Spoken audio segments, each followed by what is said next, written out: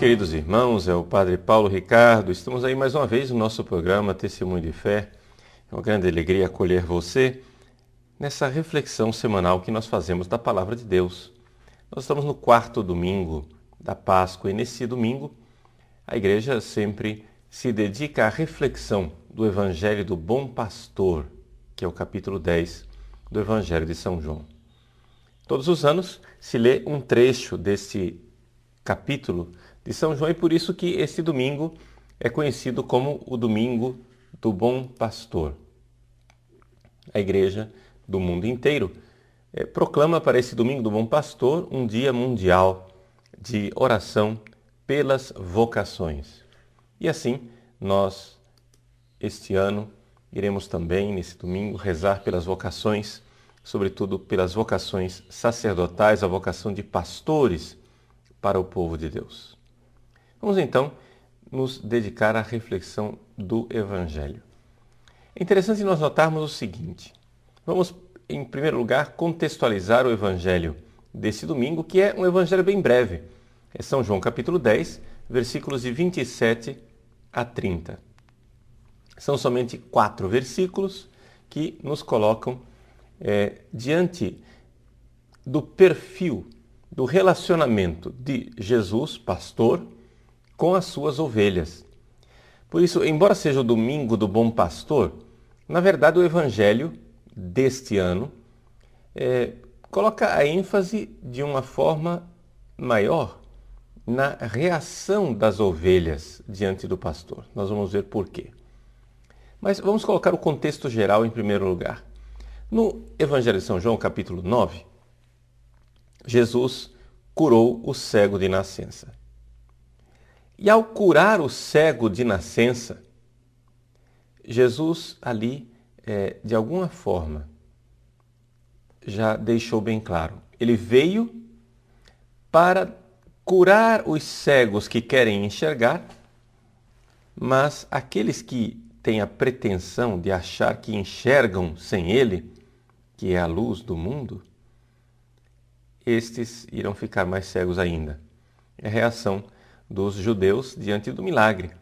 Jesus faz um milagre, o milagre do cego, e isso cega mais ainda os judeus que não querem aceitar a fé.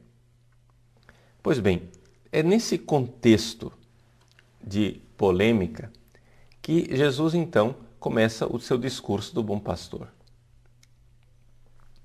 O discurso do Bom Pastor, ele é de alguma forma a identificação de Jesus com aquilo que havia sido prometido no Antigo Testamento. Viria o Messias, Jesus toma para si o título de rei pastor, que era o título de Davi, e exige um relacionamento de confiança das ovelhas para com ele, e ao mesmo tempo mostra que ele, como bom pastor, ele dá a vida pelas ovelhas.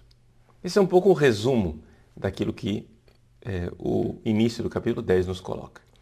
Quando Jesus termina o seu discurso a respeito do bom pastor, a explicação dessa pequena parábola, que é uma pérola preciosa, então vem a reação dos judeus. Os judeus dizem que Jesus está endemoniado. Mas a reação das pessoas que ouviram e que creram em Jesus é dizer: essas palavras não são palavras de um endemoniado. O endemoniado não pode abrir os olhos aos cegos.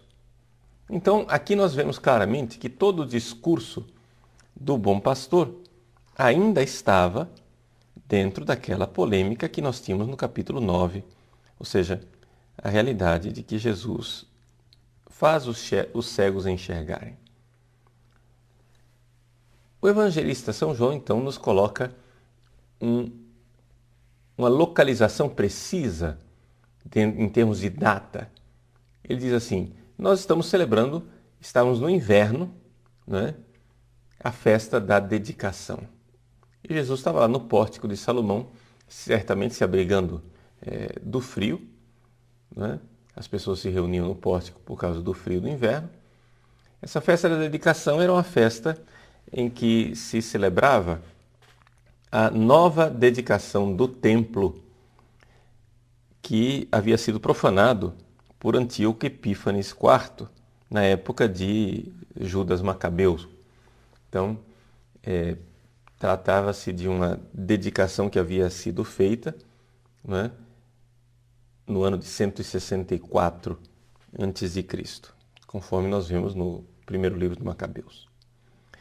Pois bem, Jesus então, dentro desse contexto da festa, da dedicação do templo, digamos uma festa nacionalista, uma festa em que os judeus de alguma forma estavam lá esperando o Messias, que viria para libertá-los dos romanos. Pois bem, nesse contexto os judeus rodearam Jesus e quase que encurralando e forçando Jesus a se identificar, dizem: até quando você vai nos manter a respiração suspensa, né? Até quando nós vamos ficar aqui nesse suspense? Ou seja, literalmente no grego, até quando a nossa alma vai ficar pendurada, né? Jesus, e você é ou não é o Messias? Diga claramente, ou seja, diga com parecia. Essa é a palavra grega que está lá. E Jesus então responde. E responde dizendo que eu já disse para vocês quem eu sou, só que vocês não creem. As obras que eu faço, eu as faço em nome do meu Pai, que dão testemunho de mim. É exatamente aqui neste contexto, então, que inicia o Evangelho de hoje. O Evangelho de hoje é um contraste de reação diante das obras e da palavra de Jesus. Ou seja, os judeus não creem, mas as ovelhas creem, né? Aqueles que estão lá rodeando Jesus estão querendo saber quem ele é. Mas Jesus está mostrando que é impossível saber quem ele realmente é se não houver uma atitude de fé. Então aqui que nós vemos aquilo que é a atitude da ovelha, né? Eu gastei tempo colocando este contexto, porque esse contexto ilumina tremendamente o significado dos versículos que são proclamados nesse domingo. O versículo 27 diz: as minhas ovelhas escutam a minha voz, eu as conheço e elas me seguem. Vejam, isso daqui é quase que um itinerário de vocação e discipulado. A primeira coisa, quando nós nos convertemos, é a nossa atitude de ouvir a voz de Cristo, né? A ovelha, quem realmente é ovelha de Jesus, ouve a sua voz. E é um ouvir que não é simplesmente escutar superficialmente, né? Mas é um ouvir que está ligado à obediência. O verbo grego original, akouo, ele tem um parentesco muito grande com o verbo obedecer, akouo e hypakouo. Então a ovelha, ela ouve e obedece. Ela ouve e está aberta. Existe uma confiança, um relacionamento. E é por isso que as ovelhas de cegas que eram, agora conseguem enxergar. Mas os judeus, se não estão dispostos a ouvir, se não estão abertos a ouvir a voz de Jesus, irão permanecer sem saber, irão permanecer na cegueira. Então, essa atitude de abertura e de confiança mútua.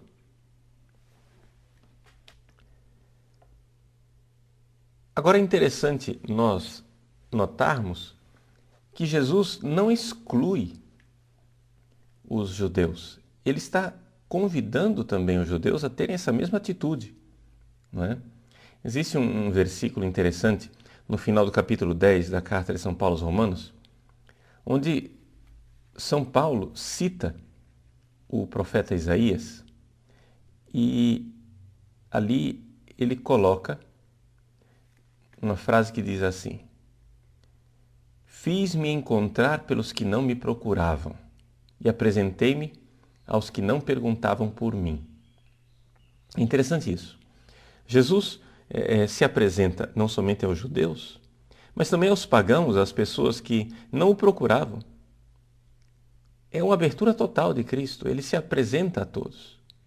Mas aí, a carta aos Romanos continua dizendo assim, referindo-se a Israel, diz o seguinte: o dia inteiro tinha as mãos estendidas para um povo rebelde e desafiador.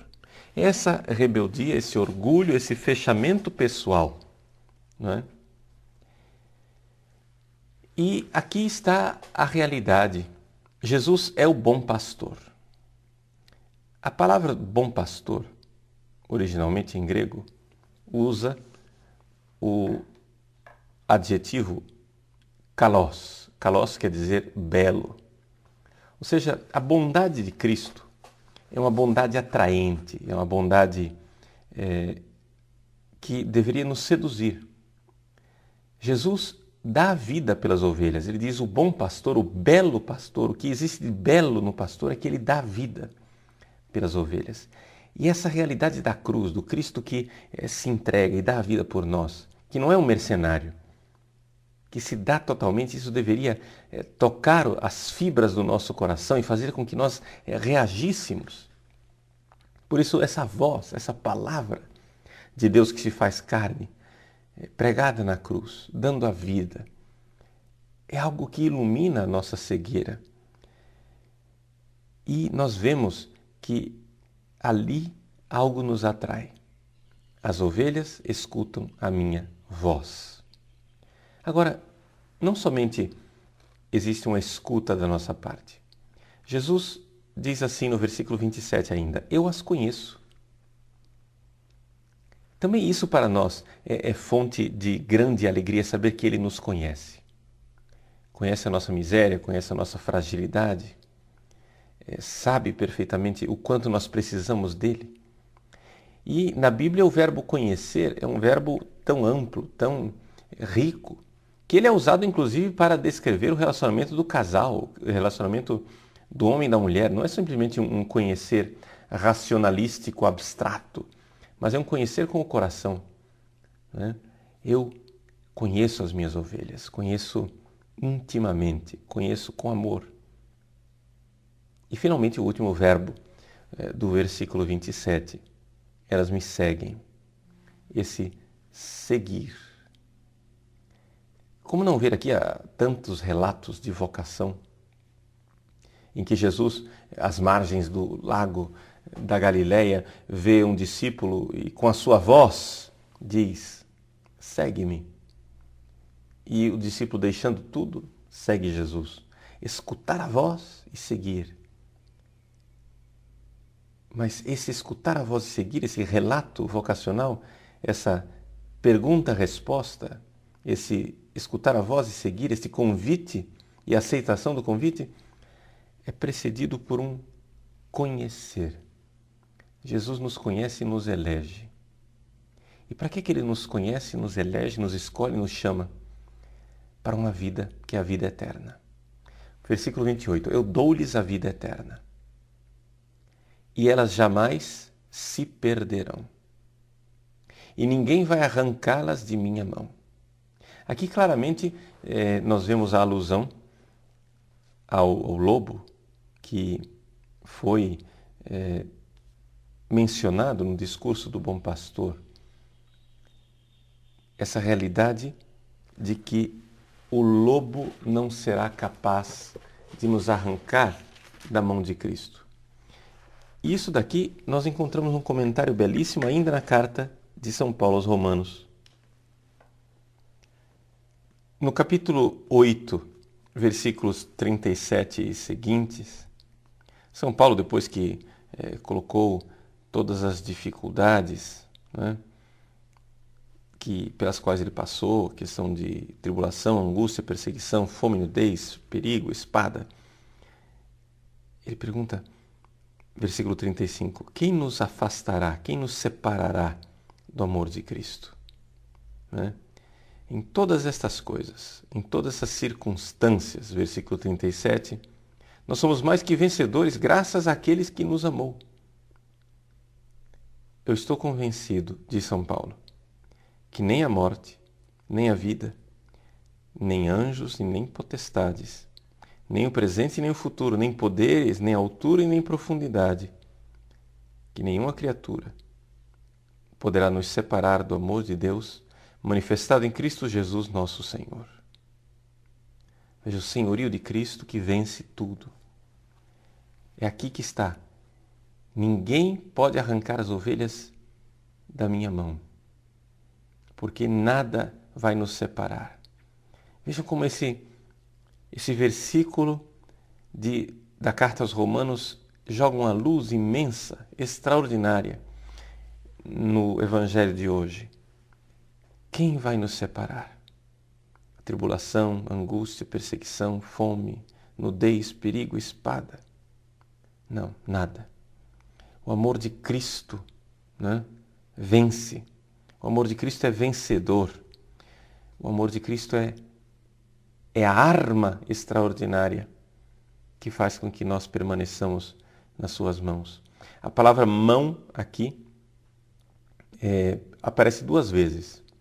No versículo 28 do Evangelho de São João diz: ninguém vai arrancá-las de minha mão. E no versículo 29 diz: ninguém pode arrebatá-las da mão do Pai. Aí você diz: mas é da mão de Jesus ou é da mão do Pai? E o versículo 30 resolve o problema, dizendo: eu e o Pai somos um. É uma clara formulação trinitária. Eu e o Pai somos um. O que está no original grego, essa palavra está lá no neutro, não é? Ou seja, eu e o Pai somos uma só realidade. Ele não diz somos uma só pessoa, porque são 2 pessoas diferentes, o Pai e o Filho. Mas somos uma só pessoa, não, uma só realidade no neutro, não é? Ego kai hopater hen esmen. Este hen é o neutro da palavra não é? que em grego é eis, reis. Pois bem, aqui nós temos essa realidade que é quase uma definição trinitária. Mas não vamos nos perder nos detalhes. É importante nós vermos isto. Esta união, esta unidade de Jesus com o Pai. E os dois, nós estamos na mão dos dois. Quase que poderíamos dizer que esta mão, que é comum ao Filho e comum ao Pai, é o Espírito Santo. Para colocarmos aqui toda a Trindade. Nós estamos aí, defendidos, né? Nós somos defendidos por este Deus Trindade que nos acolhe como ovelhas frágeis. Ele nos conhece, Ele sabe que nós precisamos de ajuda. Meus queridos, nesse domingo nós somos chamados realmente a dar um passo de confiança. É o domingo do Bom Pastor. Mas, como esse Evangelho enfatiza muito a atitude da ovelha, vamos fazer um exame de consciência se nós somos realmente ovelhas desse pastor que é Cristo, se nós nos entregamos com confiança, se ouvimos a sua voz e se nós o seguimos, porque é exatamente confiantemente, essa obediência de escutar a voz e segui-lo, que nos dá, então, essa segunda parte, que é essa certeza de estarmos sendo cuidados. É quase que inevitável nós pensarmos no famosíssimo Salmo 23, que fala: o Senhor é o meu pastor, Adonai Roi, Ele é o meu pastor, nada me falta. As verdes pastagens me faz repousar, para fontes tranquilas me conduz, restaura as minhas forças. Ele me guia por bons caminhos por causa do seu nome. Essa é a primeira parte, a parte de ouvirmos a voz, de sermos cuidados dele, de seguirmos a ele, sermos acalentados, alimentados. Mas a segunda parte do Salmo também nos recorda essa realidade da proteção. embora eu caminhe por um vale tenebroso, nenhum mal temerei, pois junto a mim estás, teu bastão e teu cajado me deixam tranquilo. Então essa realidade de passar pelo vale da sombra da morte, um vale tenebroso que nos amedronta, nós estamos nessa vida amedrontados, mas nós sabemos que nós somos protegidos pelo bastão e pelo cajado do nosso pastor. Mas o Evangelho nos coloca com clareza que isto é por amor. Ele dá a vida por nós. Então é isto que ilumina a nossa vida.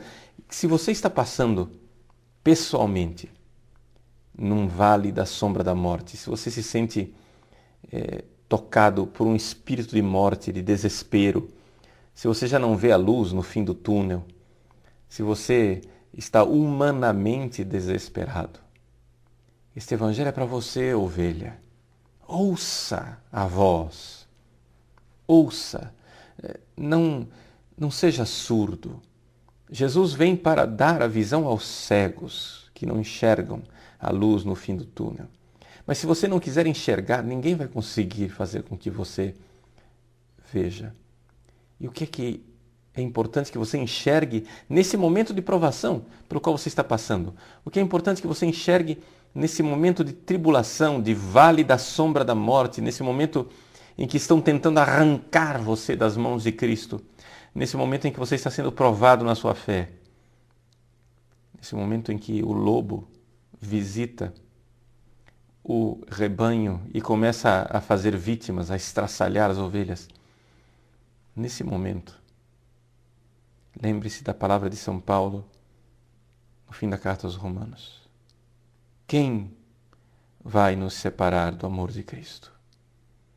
A tribulação, a angústia, a perseguição, a fome, a nudez, o perigo, a espada. É verdade, São Paulo reconhece que nós estamos numa situação terrível. Ele cita o Salmo terrível, Salmo 44, dizendo assim: por tua causa somos postos à morte o dia inteiro, tratam-nos como ovelhas de matança. Infelizmente é essa a realidade. Nós somos ovelhas, sim, mas estão nos tratando como ovelhas de corte. Não é? Querem fazer churrasco conosco. Mas nisso tudo, diz São Paulo, somos mais que vencedores. Parece estranho. Ou seja, nós vemos o lobo visitar o rebanho e dilacerá-lo. É isso que nós vemos. Mas São Paulo, que não é cego, São Paulo que tem fé, nos convida também a enxergarmos, para que caiam as escamas dos nossos olhos e nós consigamos enxergar que naquele rebanho dilacerado pelo lobo voraz, este rebanho é mais do que vencedor. A igreja é mais do que vencedora, a igreja fiel, as ovelhas são mais do que vencedoras. Mas como? Como? Graças àquele que nos amou. O texto original grego diz com uma expressão interessante: somos mais que vencedores, quer dizer, hypernikomen, super vencedores, hipervencedores, hypernikomen. Nós somos hipervencedores, diatu agapesontos himas, aquele que nos amou com agape, o verbo agapao. Ele nos amou com esse amor extremado que se deu na cruz. Ele nos amou.